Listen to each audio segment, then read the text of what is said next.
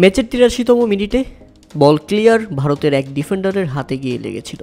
বাংলাদেশের খেলোয়াড়রা সরাসরি পেনাল্টির আবেদন করেছিল, কিন্তু সেটাকে নাকচ করে দিয়েছে রেফারি। ভিআর থাকলে বাংলাদেশ এ যাত্রায় আরও একটি গোল পেয়ে যেতে পারত, কেননা পেনাল্টি শুট আউট করতেন হামজা চৌধুরী, আর হামজা মানেই গোল।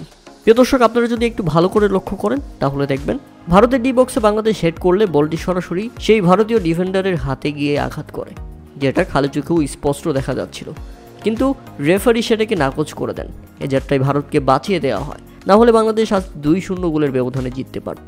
ভারতের বিপক্ষে কিছুটা পক্ষপাতিত হবে না তা তো হবে না, তবে ঘরের মাঠে বাংলাদেশে এসেও ভারত যখন আধিপত্য দেখায়, বাংলাদেশি ফুটবলারদের গায়ে হাত তোলে, তখন সেটা সত্যি দুঃখজনক। তবে যাই হোক, দীর্ঘ ২২ বছর পর ভারতকে রীতিমতো দাঁত ভাঙা জবাব দিয়েছে বাংলাদেশ। জবাব দিয়েছে তারা ফুটবলে এক নতুন রাজত্ব করতে চলেছে। কেননা গ্যালারিতে উচ্ছ্বাসিত ঢেউ তোলা সেই মুহূর্ত এসেছিল মাত্র ১১তম মিনিটে।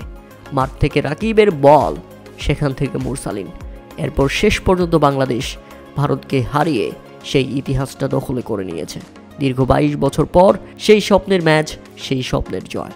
তবে প্রিয় দর্শক, বাংলাদেশ পেনাল্টি পেতে পারতো কিনা, হ্যান্ডবলটা হয়েছে কিনা, সেটা আপনারা যদি লাইভ খেলা দেখে থাকেন তাহলে আপনাদের মতামত অবশ্যই আমাদের কমেন্ট করে জানাবেন।